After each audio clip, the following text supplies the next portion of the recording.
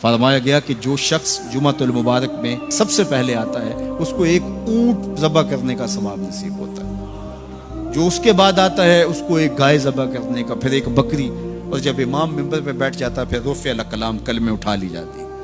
پھر اس کے بعد عام جو ثواب ہے وہی مرتب ہوتا ہے، وہ جو خاص ثواب ہے اولیت کا وہ پھر اٹھا لیا جاتا ہے۔ اس لیے کوشش کریں، میں سمجھتا ہوں اس میں ہمارے خطباء کا بھی بہت قصور ہے،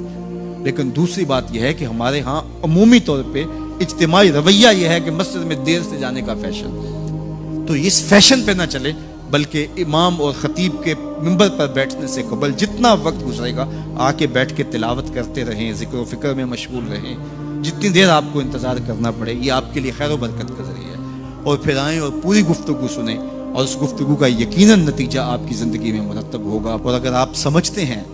کہ میں بہت زیادہ مصروف ہوں اور کوئی آپ کو کام ہے تو شریعت نے آپ کو اجازت دی ہے کہ آپ لیٹ بھی آ سکتے ہیں، لیکن اذا نودی للصلاۃ من یوم الجمعۃ فاسعوا الی ذکر اللہ وذروا البیع، وہ حکم دیا گیا جب جمعے کی اذان پکاری جائے تو اس کے بعد پھر آپ کاروبار نہیں کر سکتے، پھر کاروبار کرنا حرام ہو جاتا ہے آپ کے اوپر۔ وذروا البیع، پھر خرید و فروخت چھوڑ دو، پھر تم چل پڑو اللہ کے ذکر کی طرف، پھر تمہارے اوپر لازم ہے کہ تم ذکر کی طرف چل پڑو۔ تو اس لیے اس سہولت سے ہمیں فائدہ حاصل کرنا چاہیے کہ اگر ہم خطبہ پہلا چھوڑتے ہیں اور دوسری اذان یہ اذان ہے جس کے بعد کاروبار کرنا حرام ہے، اذان ثانی ہے، یہ سہولت کے لیے پہلا وقت اجمیوں کے لیے ہے تاکہ جو ہے وہ اردو میں یا اپنی زبان میں اجمی زبان میں بھی کچھ کلام سن سکیں۔ تو اس لیے ہمیں یہ سہولت دی گئی ہے، وہ بہت ضروری کام ہو۔ تو دین سیکھنے کا یہ کتنا خوبصورت موقع ہے، ہر جمعے آپ کو کسی نہ کسی موضوع پہ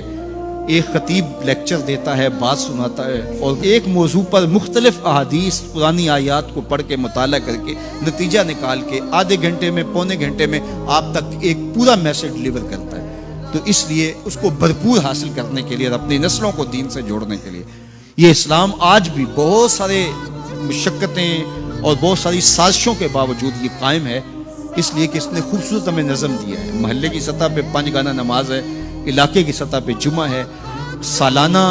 شہر کی سطح پر 2 عید کے اجتماع ہیں، اور عالمی سطح پہ حج کا اجتماع ہے۔ تو یہ ایک نظم ہے جو ہمیں دیا گیا اور یہ ہمیں جوڑے رکھتا ہے اور یہ ہماری وحدت کی علامت ہے۔ اللہ تعالی ہمیں 5 گانا نماز کی توفیق عطا فرمائے اور اہتمام کے ساتھ نماز جمعہ کی توفیق عطا۔ ایک حدیث میں آتا ہے جس نے 3 جمعے بغیر کسی عذر کے ترک کر دیے